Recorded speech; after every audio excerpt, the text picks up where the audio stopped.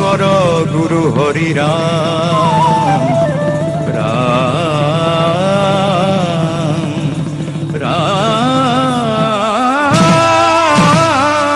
ৰাম কৃষ্ণ। উদুলি মুদুলি মৰিগাঁও দ্বিতীয় বৈকুণ্ঠ ধামলৈ পৰিণত সাহিত্যৰথী লক্ষ্মীনাথ বেজবৰুৱা সমন্বয় ক্ষেত্ৰ। আজিৰে পৰা 4দিনীয়া বৰ্ণাঢ্য কাৰ্যসূচীৰে আৰম্ভ হ'ল শ্ৰীমন্ত শংকৰদেৱ সংঘৰ 88 সংখ্যক বাৰ্ষিক অধিৱেশন।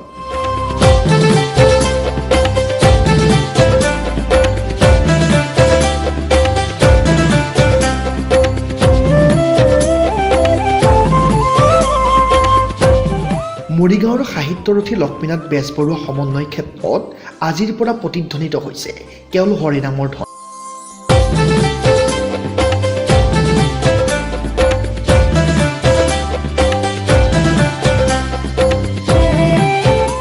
হৰিনামৰ অমিয়া ৰসত বুৰ গৈছে সাহিত্যৰথী লক্ষ্মীনাথ বেজবৰুৱা সমন্বয় ক্ষেত্ৰ।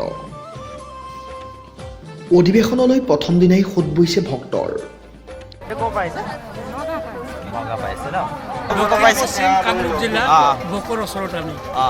আটাইকেইদিন থাকিব আপোনালোকে?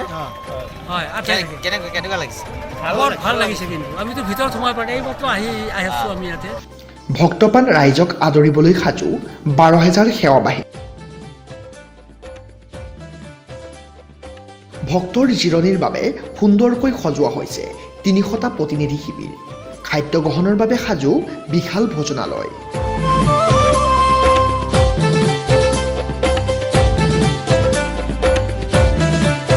একেলগে 15,000 ভক্তই আহাৰ খাব পাৰিব এই ভোজনালয়ত। ৰন্ধনৰ বাবে আছে 300টা ৰান্ধনীশাল। ধৰ্মপ্ৰাণ ৰাইজক চিকিৎসা সেৱা আগবঢ়াবলৈ সাজু চিকিৎসা শিবিৰ। হৰি নামৰ ৰসে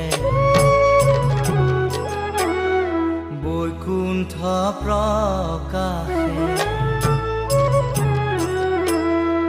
হৰি নামৰ ৰসে বৈকুণ্ঠ প্ৰকাশে, প্ৰেম অমৃতৰ নদী।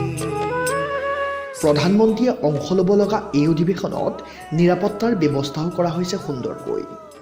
মুঠতে এতিয়া কেৱল হৰিনামৰ ধ্বনিত মুখৰিত হৈছে মৰিগাঁৱৰ সাহিত্যৰথী লক্ষ্মীনাথ বেজবৰুৱা সমন্বয় ক্ষেত্ৰ।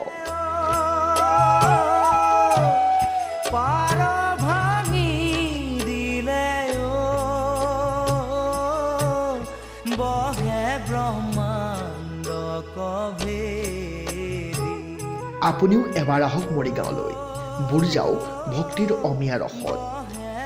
News desk report, news 24 north east.